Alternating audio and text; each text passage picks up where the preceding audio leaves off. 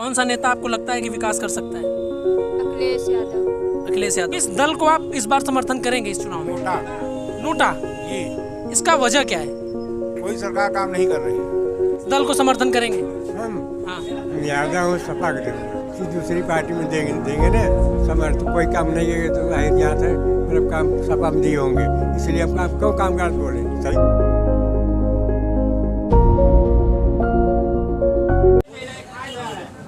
नमस्कार, मैं उसी उपाध्याय और आप देख रहे हैं दी ATI न्यूज। उपचुनाव का बिगुल बज चुका है। ऐसे समय में हम सिकरारा बाज़ार में आए हैं और यहाँ के लोगों से जानते हैं कि वो इस बार जो वोटिंग करेंगे उनका मोटो क्या होगा, किस आधार पे वोटिंग करेंगे। जी, सबसे पहले हम आपसे बात करेंगे। आपका नाम क्या है? राजेश निषाद। किस दल को आप चुनना चाहते हैं? अब दल की बात करें तो अगर दल की बात अलग है और प्रत्याशी की बात अलग है। अगर प्रत्याशी की बात करें तो यहाँ पे धनंजय सिंह निर्दलीय प्रत्याशी हैं और हमारे नज़र में सबसे अच्छे हैं। किस आधार पे आप कहते हैं कि वो बेस्ट हैं? मैं इस आधार पर कह सकता हूँ कि इसके पहले जब भी वो विधायक रहे हैं या सांसद रहे हैं, वो जात धर्म से ऊपर उठ के काम किए हैं। पहली चीज़, उनके पास कोई भी व्यक्ति जाता है तो वहाँ पे नहीं सोचते कि ये किस बिरादरी का है, किस धर्म का है। उसके लिए वो खड़े रहते हैं, उसके लिए वो काम करते हैं। और जितना विकास उस समय हैंड पाइप, सड़क, खंबा, जितना काम उन्होंने किया है शायद आज तक किसी ने नहीं किया है। आप ये कहते हैं कि उन्होंने विकास कार्य काफ़ी मजबूती से किया है और उन्होंने हर तबके को लेकर अपना मजबूत पक्ष रखा है और उनके विकास के लिए हमेशा आगे आए हैं। एक बात आप जान लीजिए कि जनता भी मानती है कि सबसे अच्छे नेता धनंजय सिंह हैं, लेकिन जब बात दल की आ जाती है, पार्टी की आ जाती है, तो लोग अपने पार्टी को देखने लगते हैं। लेकिन हर आदमी कहता है कि अगर कोई नेता है तो सबसे अच्छा नेता धनंजय सिंह। एक टैग लगा है हम लोगों के ऊपर उत्तर प्रदेश में कि यहाँ पर, जैसे मैं ही आया यहाँ पर, तो इस दुकान का जब मैं पता पूछ रहा था एक महिला से, तो उन्होंने सबसे पहले मुझसे ये कहा कौन जात हैं। हाँ, तो ये बताइए, मल्हनी क्या इस चीज़ को बदलेगी इस बार? जातीय व्यवस्था के आधार पर जो वोटिंग होती है उसको बदलना चाहेगी? अब ये तो जनता के ऊपर है। बाकी मल्हनी यादव बाहुल एरिया है, ठीक है, और लोग पार्टी को भी देखते हैं, प्रत्याशी को भी देखते हैं। जब लोग पार्टी को देखेंगे तो जाहिर सी बात हो पार्टी की तरफ जाएंगे। लेकिन अगर इस बार की जनता अगर ध्यान देगी या अपने पुराने प्रत्याशी को फिर से जिताना चाहेगी, क्योंकि इस चुनाव से सरकार बननी बिगड़नी नहीं है। अगर एक अच्छे व्यक्ति को वोट जाएगा, अगर एक अच्छा चुनाव होगा तो एक अच्छा संदेश जाएगा, एक अच्छा काम होगा। 1.5 साल में कितना परिवर्तन कर लेगा कोई भी नेता हो? क्या लगता है आपको 1.5 साल में कितना बदल पाएगा इस मल्हनी को?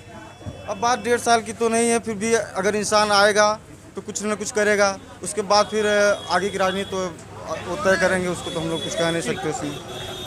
चाचा, आपका नाम क्या है? सूत्रधारी यादव। इस बार किस प्रकार की वोटिंग आप लोग करेंगे? नेता के नाम पे या फिर काम पर?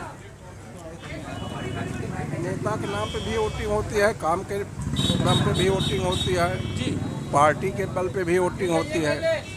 जो जाति के आधार पे वोट दिया जाता है उसके बारे में क्या कहेंगे आप? जात के आधार पे ये तो ज़्यादातर नेताओं का स्टंट रहता ही है इलेक्शन में। आपका वोट किसे जाएगा? किस दल के ऊपर आपका झुकाव है? सपा का। जी, धन्यवाद। चाचा, आप बताएंगे जो वोटिंग हो रही है उसके बारे में, किस तरफ झुकाव है आप लोगों का?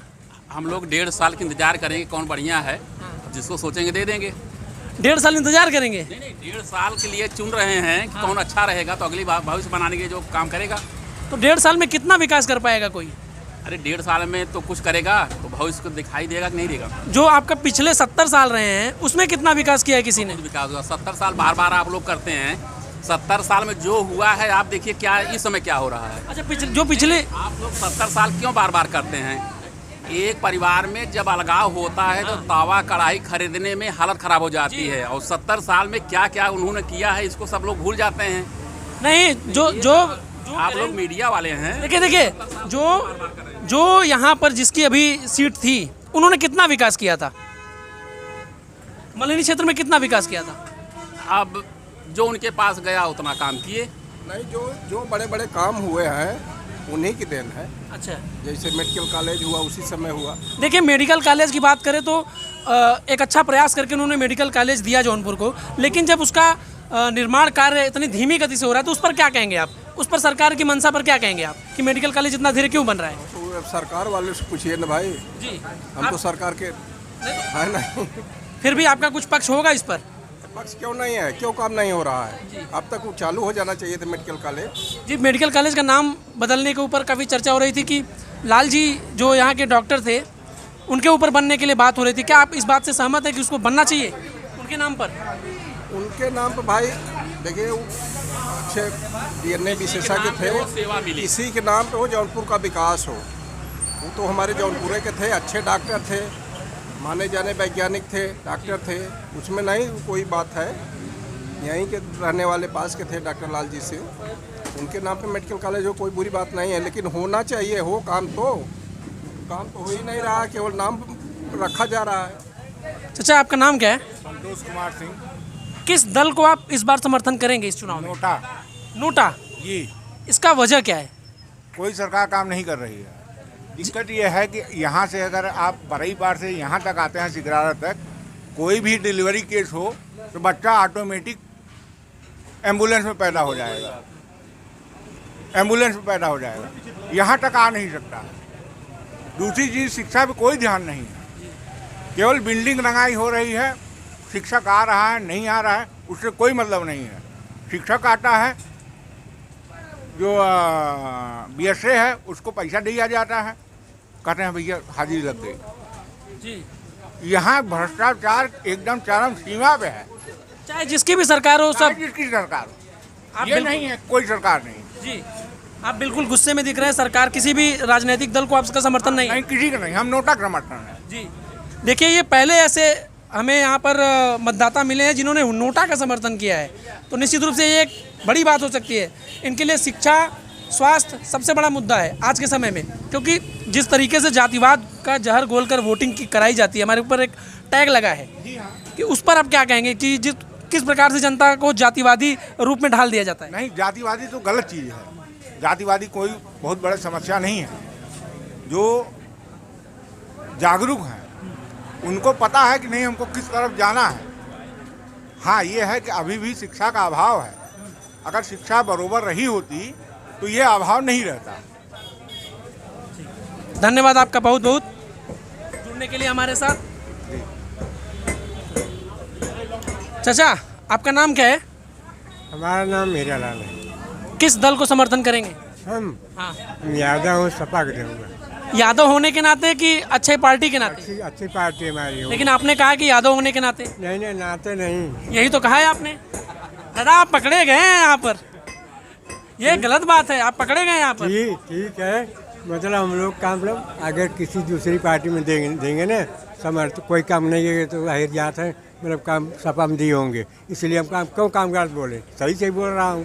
तो मतलब कोई ऐसी बात आप सोच लिए पहले से ही? पहले तो नहीं सोच, अपनी काम हम 79 साल हो गया हूँ, जितनी पार्टियाँ आई हूँ सब मैं जानता हूँ। पहले जब हमारे बचपन में केवल कांग्रेस थी, ये जो भाजपा बनी है ये जनसंघ थी, सोशलिस्ट पार्टी थी, कम्युनिस्ट पार्टी, ये पार्टियाँ रहती थी, समझे। उसमें काम मतलब कांग्रेस काम हाई हो जाता था, मतलब काम करते थे जवाहरलाल। उसके बाद काम अब दुनिया भर की पार्टी मतलब जातवाद हो गया। जातवाद में काम मतलब काम जो जिस पार्टी में रहता है उसी में जाता है। दूसरी पार्टी में अगर हम जाएंगे तो काम कोई कहेंगे नहीं, वो तो हट जाते हैं काम सब। तो क्या लगता है आपको कि ये जातिवाद कैसे हट सकता है इस जगह से? अगर काम जातवाद हटाना हो तो काम करें, सांसद या विधायक काम करें। लेकिन आप तो जात देखकर वोट कर रहे हैं, आप खुद जात देखकर वोट कर रहे हैं। कर रहे हैं मतलब काम, ये तो हमारा काम वो परेशानी है ना। नहीं, आप भी जात देकर वोट ना करते अगर। चाचा, आप पकड़े गए हैं आप। हम पकड़े। चलिए, ठीक है, धन्यवाद आपका। मतलब अगर दूसरी पार्टी में हम लोग देंगे ना तो कोई काम कहेंगे ना कि ये तो हर जात है, काम सपा में दिया होगा, भाजपा में नहीं दिया होगा, बसपा में नहीं दिया होगा, मतलब काम। ऐसे तो सभी जातियाँ जुड़ी होंगी, सबका अपना अपना पार्टी होगा। अब तो चुनाव जो है जात पात पर हो गया है। ठाकुर बावन जा रहे हैं भाजपा में, अब तो यहाँ नहीं, यहाँ तो काम धनंजय और लकी की लड़ाई है। अच्छा, हाँ, यहाँ तो बड़े पते की बात आपने बताई। हाँ, यहाँ जो है धनंजय और लकी की लड़ाई है, भाजपा गायब। जी, धन्यवाद। यहाँ के युवाओं से बात करते हैं कि उनका रुझान किस प्रकार है। जी, आपका नाम बताएंगे? राकेश यादव। किस पार्टी को आपका समर्थन है? समाजवादी पार्टी। क्या काम उन्होंने ऐसा किया है कि जिस वजह से आप दोबारा उसको चुनना चाहेंगे? हमारे लिए जो कुछ हुआ है पिछले सरकार में, अब तक सरकार में, अब जो इस समय चल रही है, हम तो परेशानी ही परेशानी झेल रहे हैं। हमारा 69,000 भर्ती में भी हुआ है, लेकिन नाम नहीं आया 31,000 वाले में। 2 शिफ्ट में कर रहे हैं, पूरा परिवार परेशान है हमारा। बताइए, ये कोई बात है? और कौन सी समस्या इस सरकार में आपको देखने? कौन समस्या है जी? इससे बड़ी कोई समस्या नहीं है। अगर सबको रोजगार मिल जाएगा, समस्या ही खत्म हो जाएगी। सबको रोजगार, क्या आपको लगता है कि समाजवादी पार्टी को आप वोट देंगे तो उससे रोजगार की समस्या खत्म हो जाएगी? हाँ, खत्म हो जाएगी, बिल्कुल हमें विश्वास है खत्म हो जाएगी। आप कुछ कहेंगे इस मसले पर? जी बिल्कुल कहना चाहेंगे, क्योंकि देखिए किसी भी गवर्नमेंट सेक्टर का एक सिंपल सा प्रोसीजर होता है जिसके थ्रू हम लोग गुजरते हैं और जो कुछ भी प्राप्त करना होता है प्राप्त करते हैं। इस गवर्नमेंट में इनकी हर बात जादुई छड़ी की तरह होती है कि अचानक से फरमान जारी होगा और अचानक से आप भागो। आपका नाम क्या है? जी मेरा नाम डॉक्टर अजय कुमार है जी। उसमें होता क्या है कि सपोज मान लीजिए कि आपको 3 दिन का टाइम मिला या 2 दिन का टाइम मिला, आपसे कोई गलती हो जाए तो वो ह्यूमन एरर नहीं है, और ऑफिस वाले गलती कर दें जानबूझ के और वो अपना पल्ला झाड़ लेते हैं कि ये ह्यूमन एरर की वजह से ऐसा हो गया, हम आपको बाद में ले लेते हैं। इससे यही होता है कि हमारे जो मेंटल स्थिति होती है वो गड़बड़ाती है, और हमारे जो अपने एक दिमाग में जो एक प्रोसीजर है कि हम ये स्टेप के बाद हमें ये चीज़ें मिल जाएंगी, वो जनरली मिलती नहीं है। ये जो इनसिक्योरिटी है माइंड में, ये बहुत ही परेशान करती है युवाओं को। और ये इस गवर्नमेंट में ऐसा तो है, इनकी हर बातें जादू छड़ी की तरह होती है कि हम ये कर देंगे वो कर देंगे, अचानक कर देंगे, और करते भी हैं। बट मैं कहता हूँ कि आप चीज़ों को प्रॉपर वे में अच्छे से टाइम लेके कर लो तो क्या प्रॉब्लम है। ऐसी नौबत ही क्यों आए कि लोग कोर्ट से लेके हर जगह तक भागें। आप ठोक बजा के विज्ञापन ही जब जारी करते हो तो उसी समय सारी चीज़ों को एकदम वेरीफाई करके बिल्कुल क्लियर करके तभी करा लीजिए, ऐसी कोई नौबत ही ना आए। लेकिन यहाँ पर देखा जा रहा है कि जो रोजगार की समस्या है वो एक प्रमुख समस्याओं में से उभर कर आई है लॉकडाउन के दौरान, और लॉकडाउन के दौरान 3 करोड़ के आसपास नौकरियाँ गई हैं। तो क्या ये एक बड़ा मुद्दा हो सकता है इस चुनाव में? देखिए बिल्कुल, बेरोजगारी तो हमेशा से ही बड़ा मुद्दा है। गवर्नमेंट किसी की भी हो, इनकी गवर्नमेंट हो या सपा की गवर्नमेंट हो, बेरोजगारी हमेशा से ही मुद्दा रहा है। लेकिन हम कहते हैं कि आप हमों को वो फेवर मत करिए, आप अपने सिस्टम को ट्रांसपेरेंट बनाइए। हम योग्य होंगे तो हम ले लेंगे, लेकिन हम योग्य भी हों और उसके बाद भी हम सिस्टम की मार झेलनी पड़े तो ये गड़बड़ है। किसी भी गवर्नमेंट को ये चीज़ों को दुरुस्त रखना चाहिए, वो चाहे ये हो या पिछली गवर्नमेंट जो कोई भी हो। आपका वोट इस बार बता सकते हैं किस ओर झुकाव है आपका? देखिए झुकाव की बात ये है कि हमारा झुकाव तो समाजवादी पार्टी की तरफ है, बिकॉज बहुत सारे और भी मुद्दे हैं। हालांकि इस मुद्दे में उनको भी कुछ पॉइंट्स पे वो भी गिरते हैं, पर कुछ पॉइंट्स अच्छे भी हैं उनके। और उसके अलावा जो उनका विकास का जो है और एक जो सोच है कि जो हमारे गवर्नमेंट सेक्टर में जो एक अच्छी फीलिंग आती है कि हम खुद को सिक्योर फील करते हैं, वो सारी फीलिंग और वो सारी चीज़ों का वो कद्र करते हैं। जी, एक मनमाने तरीके से चीज़ें ज़्यादा होती हैं, इस वजह से इनसिक्योरिटी फील होती है, बस और कोई बात नहीं। एक चीज़ देखा गया यहाँ पर कि अभी हाल ही में पैसे देकर वोट लेने वाली बात, एक फ़ोटो वायरल हुई है भाजपा के प्रत्याशी की। उस मसले पर आप लोग क्या कहेंगे? क्या लगता है आप लोगों को कि ये चीज़ें कितनी सही है?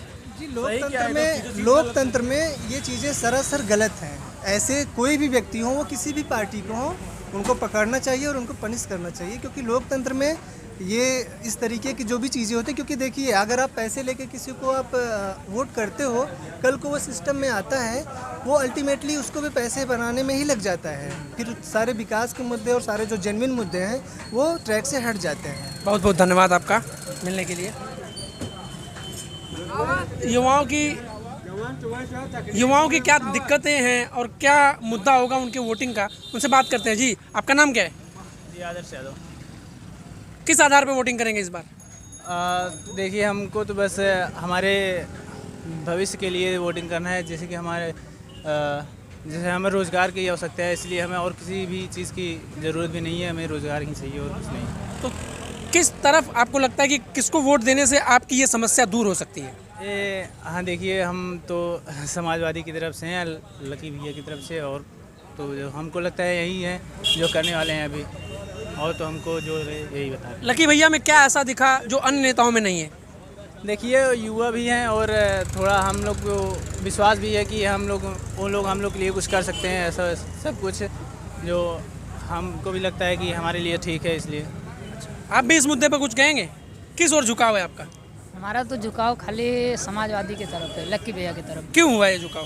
क्योंकि हमको लगता है कि वो हमारे साथ हैं। वो पहली बार ये चुनाव लड़ रहे हैं और उनके पिताजी के देहांत के बाद उनको ये मौका मिला है लड़ने का, तो एक सिंपैथी की वजह से या फिर काम की वजह से आप उनको सपोर्ट कर रहे हैं? काम की वजह से, उनके पिताजी इनके इतने अच्छे आदमी थे, तो शायद वो भी वही बात पे कर रहे हैं।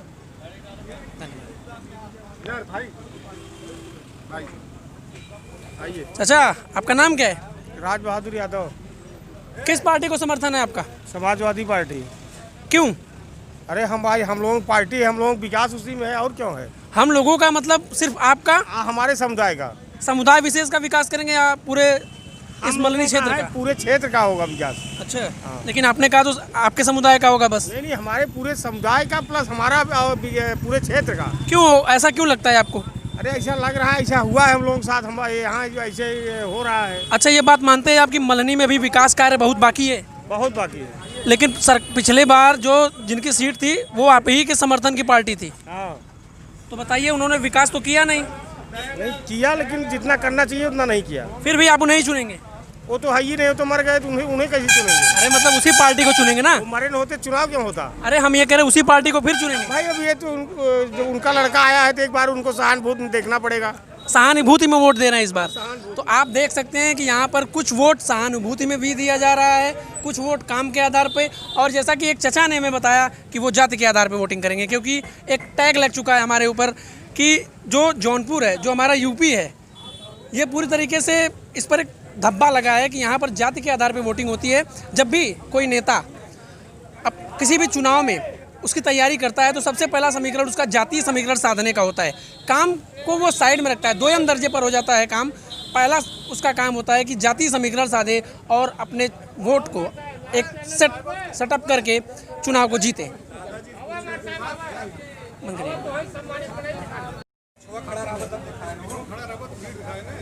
चाचा, आपका नाम क्या है? राजवली सिंह। किस पार्टी को समर्थन है आपका? किस नेता को समर्थन? हमारा तो सदैव से वही कई है, वो अंतर्गत ये बताया ना जाए। तो इस बार वोटिंग काम के आधार पे करना है या जाति के नाम पर? नहीं, हम जात पात नहीं माने, काम के आधार पर। जातिवाद नहीं मानते आप, काम के आधार पर? ये तो बहुत ही बड़ी बात है। युवाओं को क्या संदेश देना चाहते हैं? हाँ, युवा वोटर है जो, युवाओं को संदेश दे रहा, साक्षर बनो। साक्षर नहीं, वोटिंग किस आधार पे करें? वो वोटिंग आधार साक्षरता के आधार पर, बुद्धिमत्ता का प्रयोग करें। बुद्धिमत्ता का प्रयोग करें। बड़ा ही अच्छा लगा आपसे मिलकर, बहुत ही शानदार आपका व्यक्तित्व है। राष्ट्रवादी बने। राष्ट्रवादी बने जी, एक अच्छा मैसेज आपने दिया, युवाओं को राष्ट्रवादी बने और साक्षर बने। जय हिंद। आपको सल्यूट है मेरा। नमस्कार चाचा, आपका नाम क्या है? भोलानाथ यादव। क्या है आपका विचार इस बार वोटिंग का?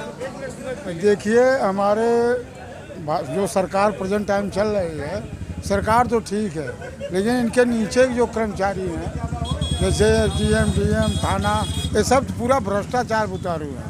ये समस्या तो बहुत दिनों से आ रही है। बहुत दिनों से आ रही है, जनता झेल रही है।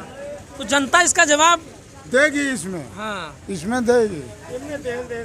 आपको लगता है? हाँ? आपको लगता है कि परिवर्तन करने से समस्याएं दूर हो जाएंगी? करने से दूर तो नहीं होगा हाला, लेकिन ये है कि कम से कम सबक तो लगेगा। आप सबक सिखाना चाहते हैं? आपके पास एक विकल्प है नोटा का, उस पर विचार कर सकते हैं आप। नोटा क्या? नोटा नाना वैभव, हाँ?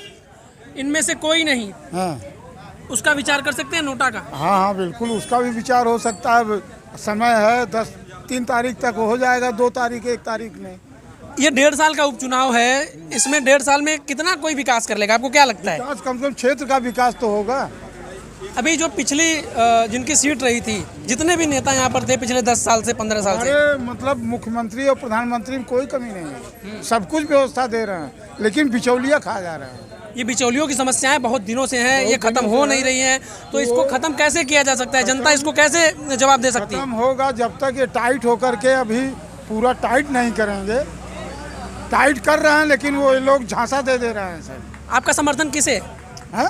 आपका समर्थन तो पार्टी से है।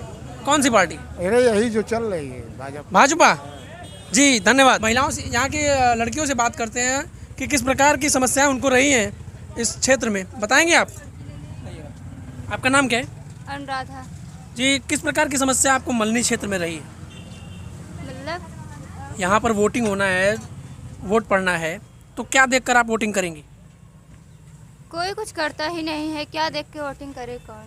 विकास आपके क्षेत्र का हुआ है या नहीं आपके हिसाब से? नहीं हुआ है। कौन सा नेता आपको लगता है कि विकास कर सकता है? अखिलेश यादव। अखिलेश यादव। लेकिन यहाँ पर उनका जो प्रत्याशी है, क्या समर्थन आप उनको देंगे या तो किसी और को? नहीं, अखिलेश यादव। बस अखिलेश यादव। नहीं, यहाँ का जो उनकी पार्टी से कौन खड़ा है आपको पता है? नहीं, हमें नहीं मालूम है। चलो ठीक है। माता जी आप बताएंगे?